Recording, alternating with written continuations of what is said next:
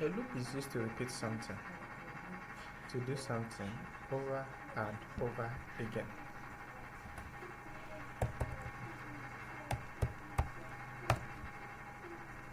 For instance, if I want to display hello world 10 times, I can do something like this. Print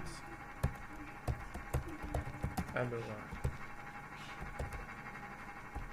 But what if I want to I can hit copy and paste till it gets to 10, right? But what if I want to display it 1000 times? Will I do copy and paste 1000 times? That is where a loop comes in, to repeat something, to do something again and again. So there are two types of loop. We have the while loop and we have the for loop. So for now, we first look at the while loop, then later we look at the for loop. But the two of them work the same way. The only difference is syntax. Like the syntax is just a bit different, but it's still the same concept. Now the way loop works is, you say, let's look at the while loop. You say while, you put a condition here. The condition here can be true or false. If I put true here, it will always do whatever I put here.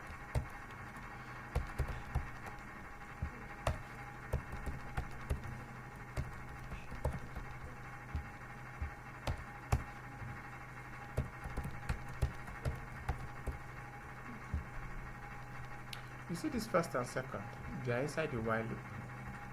This third is outside the while loop. Are you getting it, sir? Yes. Now when we run this code, this is how it's going to do. It will say while true, because true is here. If you enter this while loop and do what you have there, it will print first. It will print second. When it is done, it will come back to this top and check this place. Because it is true, it will come back again and do this, print this, print this. When it is done, it will come back to this place again and say true. Because it is true, it will print first, it will print second. Again, when it's done, it will come back again to this place and it will say true. It will print first, it will say print second. It will come back again, it will say true. It will print first, it will print second. So it will keep coming back here to say true. As long as it says true here, it will always do whatever we have. So it will never print dot, because it will keep coming back to the top. As long as it says true, it will do this, it will do this. Remember, the essence of a loop is to repeat something, to do something again and again. So when it is done with things inside that while loop, it will come back and check what you have here. If it says true, it will do this. Let's run it and see what I'm saying.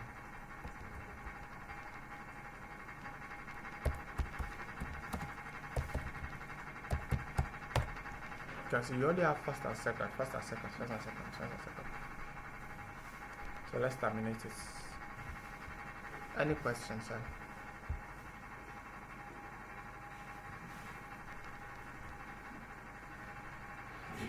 Hello, sir. What did you use to terminate? Control C. Wow. So, now, this code is not, doesn't look reasonable, because we keep running this part. This needs to end at a particular point. There's no point writing a code that will be running forever. Our code should stop at a point. So let's now make an adjustment. We can say variable num equals to 1. If num is lesser than 5, num equals to num plus 1. So let's see what happens here. This is going to create a variable for us, num. The value of num is 1. It will check, is num lesser than 5? Is num is 1. Is 1 lesser than 5? Yes. Because that is true, because the condition here is to enter this place. it will print first, it will print second. This will say num equals to num plus 1. That means num equals to 1 plus 1. So num becomes 2. Do you get it, sir? Okay. Because num is 2. Now it is not with everything inside this loop. But like I said, the result of a loop is to repeat something. So when it gets to the end of the loop, it will go back to the beginning of that same loop. So it will come back here again and check. Now num is now 2. It's going to say is 2 lesser than 5? That is 2. Because it is 2, it will enter this place again around the quotes. It will print first, it will print second. After printing first and second, it will say num equals to num plus 1, num becomes 3. It has got to the end of the loop, so it will go back up here again around the quotes here. Is 3 lesser than 5? Yes.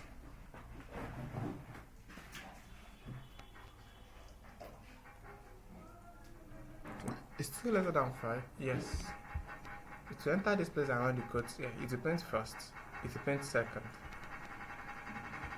It will run this num equals to num plus 1, num becomes 4. Because it has gotten to the end of the loop, it will go back again to the beginning of that same loop. Is 4 lesser than 5? Yes. It will print first, it will print second. Num equals to num plus 1, num becomes 5. When it gets to the end, it goes back again to the beginning of the loop. Num is now 5. Is 5 lesser than 5? That is false. So because the condition is false, it will jump out of the loop. So it's not going to do anything within that loop again. So now it will print third because it has got to the end of the loop, so it can continue with the rest of the codes. So it will print third. Do you get it, sir? Yes. So, Okay, sir. does that mean that this loop Yes. can change the value of variable num? Yes, sir. That's what you are doing here. We are saying num equals to num plus 1. We're adding 1. Each time we run the loop, we keep adding 1 to the value of num. Okay, so it's not like a function whereby for you to change the value of global variable inside function. So loop is not like function. You understand what I mean? Oh, yes, sir. Yes, sir. So it will be function now. Yes, sir. This num will not be able to change the global num. Yes, Except sir. you write global, something like that to change it. Yes, it's not like function. Yes, sir. It's not like function. The concept of local and global variable only relates to a function. Okay. Yes, sir. This while loop is like an if statement. You know, in the if statement, if I have a equals to 8, I can say if a equals to 8, I can say they change the value of 8 to 9. Do you get it, sir? This is like if statement. So let's run this and see the results together. First, second, first, second, first, second, first, second. Then we now see the third at the end of the day.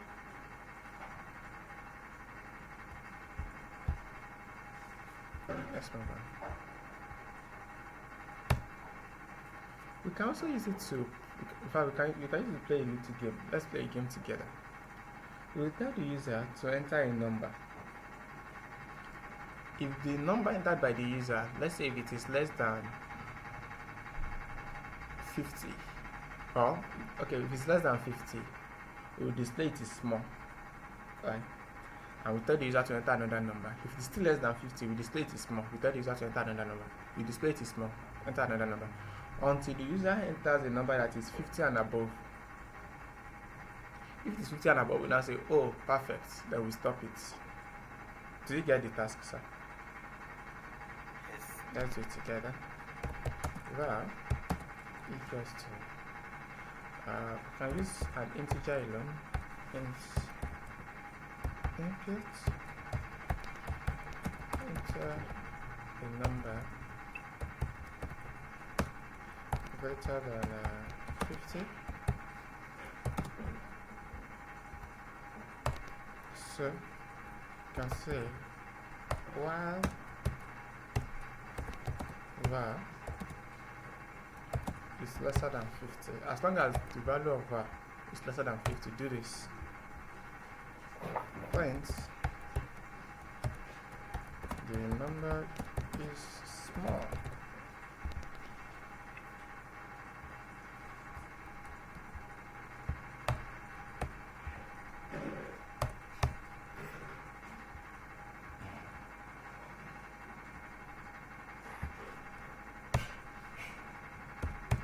Let's it like this.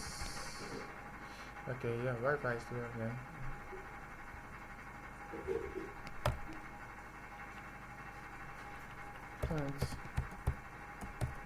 Perfect.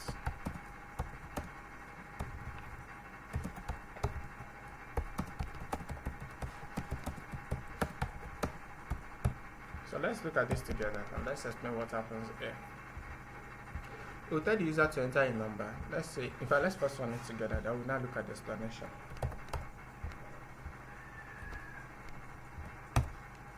Let's assume I entered 10.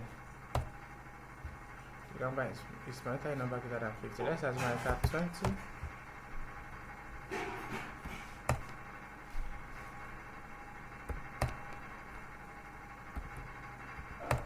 But let's now say I entered a number more than 50. Perfect. The number is more than 50. So how does this work? Let's look at it together. Initially, we tell the user to enter a number greater than 50. Whatever numbers the user entered, let's say the user entered 20. So var becomes 20. It will check, is 20 lesser than lesser than 50? Yes, that is true. Because it is true, it will only put here. It will print the number is small. Then it will ask the user to enter another number. Let's say the user entered 10. So var is now 10. Because it has gone to the end of the loop, it will go back to the beginning of the loop. So it will come here and check. Is var, which is 10, var is now 10. Is var lesser than 50? Yes. If you print the number is small, if you tell the user to enter a number greater than 50, let's say the user entered 40. So var is now 40. It has gotten to the end of the loop, so it will go back to the beginning again. It will check. Is 40 lesser than 50? Yes. If you print the number is small, then it will do this. So let's say this time around the user entered 80. So var is now 80. It will check. Is 80 lesser than 50? No. So if it's going to terminate the loop. Then that's when it can now see this. Perfect. The number is more than 50. Any questions, sir? Alright.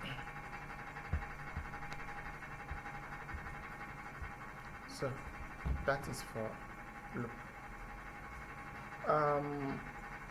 There are two keywords that we need to look at under loop. We have break and continue. Break and continue. I think I should first give you an assignment on this. Then in next class we'll look at those two keywords.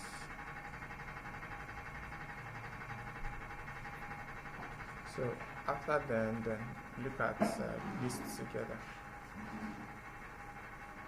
Now here's the assignment. You want to tell the user to enter a number. Let's say enter a number. Let's assume the user entered 50. Let's use a small number so that I can easily explain it. Let's say 5. So you're going to now display the sum of all the numbers from 1 to 5. That is, the numbers from 1 to 5 is 1, 2, 3, 4, and maybe 5 itself. Let's add the number itself. 1, 2, 3, 4, 5. So 1 plus 2, that's 3. plus 3, that's 6, plus 4, that's 10, plus 5, that's 15. So the sum of numbers from 1 to 5 is 15. So you print out 15. Let's look at another task. Another one. Let's say the number entered by the user is 10. So we're going to print out the sum of numbers from 1 to 10.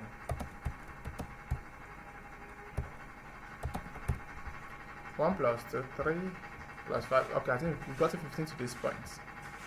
So 15 plus 6, 21, plus 7, 28, plus 8, 36, plus 9, 45, plus 10, 55. So the sum of numbers from 1 to 10 is 55. So whatever number the user enters there, you are going to display the total of 1 to that number, all the numbers between them, 1 to that number. You sum them together, I display the result. Do you get it, sir? So, yes, I got. But does that mean that it will be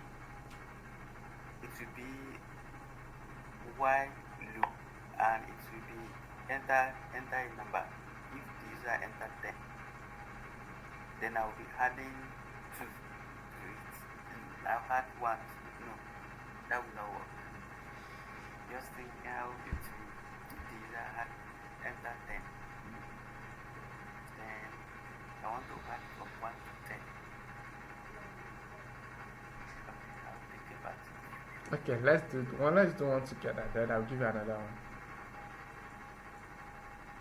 Okay. Now, you want to tell the user to enter a number. Oh.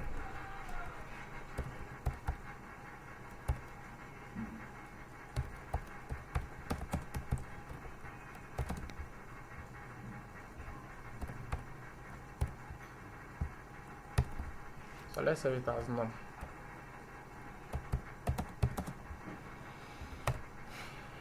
Now we want to say while now say we've entered a num, we can create a variable. I will start as 1 and say well hi. You understand what I'm understanding now? Set that now equal to num on the cut.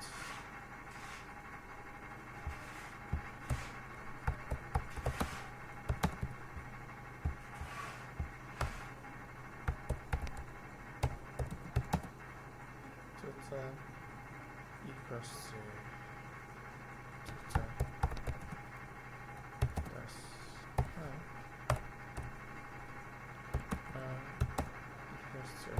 equals to 1. Yeah, so I think this should solve our problem. So let's look at this together. So let's say the user entered 5. So none will be 5. Have we? I is 1. Total is 0. Total is the whole result. You know, initially there is nothing yet. Total is 0. I is the starting point where we are starting from. Is 1 lesser than or equal to num, which is 5? Yes. It will now say total equals to total plus I. Total equals to, what is total? 0 plus, what is I? 1. So total becomes 1. Do you get it, sir? Total becomes 1. I equals to I plus 1. I becomes 2. Let me put it here. Since I is 1 initially, I becomes 2. It has got to the end of the loop, so it will go back to the beginning of the loop. I is 2 now. Is 2 lesser than or equal to num? Num is 5. Is 2 lesser than or equal to 5? Yes. Total equals to total plus I. Remember, total is now 1. So, total plus I. I is currently 2. 1 plus 2. That is 3. So, total becomes 3. I equals to I plus 1.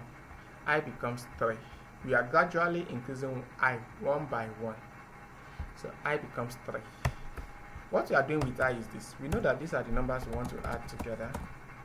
So I will first be 1, then I becomes 2, then I becomes 3, then I becomes 4, then I becomes 5. So I was 1 initially, later we increase it to 2. Now I is now the third one, which is 3. So I is 3. Is 3 lesser than or equal to 5? Yes. Total is the one keeping the whole result. Total equals to total plus I. Total equals to total, which is 3 plus I. I is now 3. 3 plus 3, that is 6. So total is now 6. I equals to I plus 1. I is now the next number, which is 4. It will come back again. Say, is 4 lesser than or equal to num? Is 4 lesser than or equal to 5? Yes. Total equals to total plus I. Total is 6. 6 plus 4. So total becomes 10. I equals to I plus 1. I becomes the next number here, which is 5. If you come back here again and say, is I, which is 5, lesser than or equal to num? Yes. Is 5 lesser than or equal to 5? Yes. Total equals to total plus I. Total equals to 10 plus 5. Total becomes 15. I equals to I plus 1. I becomes 6. Is I lesser than or equal to num? No. 6 is not lesser than or equal to num. So it terminates the loop. Now we can print total. We can print the result. So this will print 15. Do you get it, sir? Yes. Okay. This is why we have 15. So we can make it more readable if we can say the sum of numbers from 1 to num is total.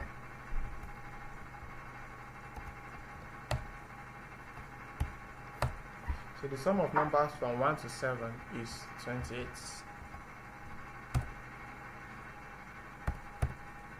The sum of numbers from 1 to 50 is 1275. On and on like that.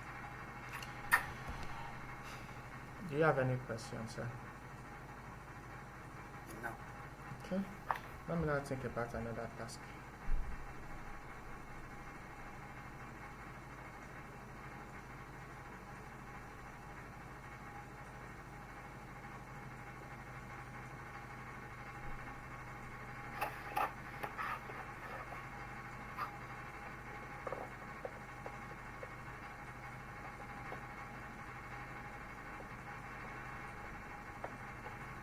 Okay, let's do it.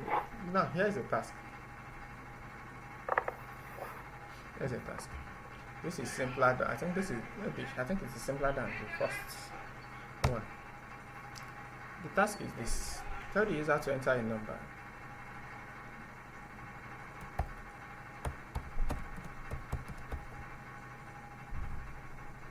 So you are going to display all the even numbers between 1 and that number. So let's say the user entered 20. You're going to display all the even numbers between 1 and 20. That is, the even numbers between 1 and 20, you start with 2, you display 2, 4, 6, 8, 10, 12, 14, 16, 18. Well, you may not add the number itself. Let's just deal with numbers between 1 and that number.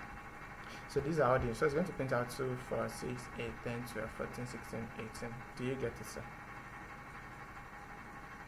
Yes. Okay. So that is how to enter a number. They print out all the even numbers between 1 and that number. Any questions, sir? does the Python knows even number, or are we the one to time, okay, this is even number, this is odd number? Now, based on what we've done so far, you can do it. Although there is also an inbuilt command to check if a number is even number, but with or without it, you can check. You can, based on what you've learned. But let's look at that way to check if a number is even number or odd number. No, leave that even number for. Oh, okay. You want? Okay, you have to check if it's even or odd number. Okay, yes. There is this symbol called percentage, but it's not percentage. We call it modulo. Modulo. Modulo stands for remainder after division. Let's give an example. If I say 10 modulo 5, what is 10 divided by 5?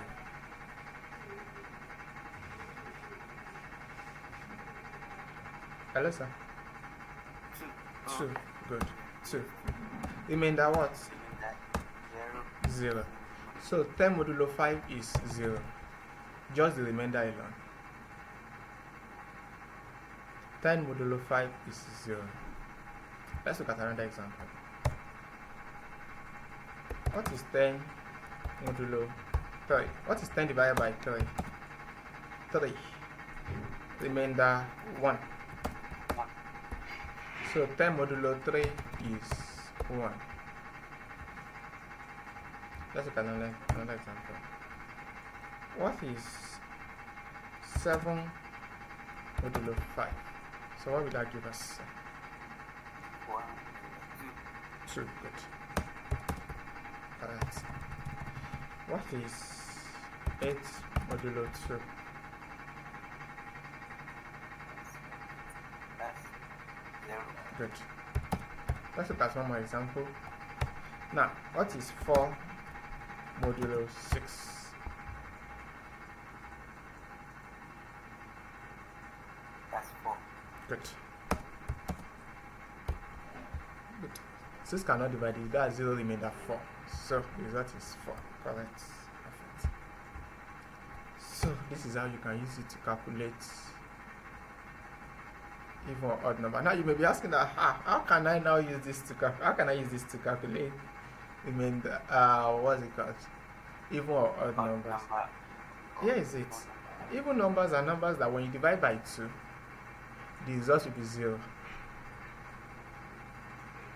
Odd numbers are numbers that when you divide by 2, the result will be 1. That the remainder will be 1. You know, even numbers are numbers that when you divide by 2, there will be no remainder. While odd numbers are numbers that when you divide by 2, there will be 1 remainder. Let's pick any even number. 6 divided by 2, that's 3 remainder 0. Let's put any odd number. 31. 31 divided by 2, that's 15 remainder 1. So when you divide even numbers by 2, you have 0. When you divide odd numbers by 2, you have 1. So you can easily use this modulo to know even numbers or odd numbers. But again, even without that, based on what you've learned so far before today's class, you can also calculate even or odd numbers for this particular task.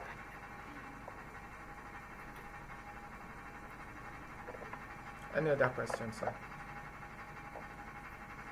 No. Okay, sir. So we stop here today. I'll send the recordings to stop. Have a nice day, sir.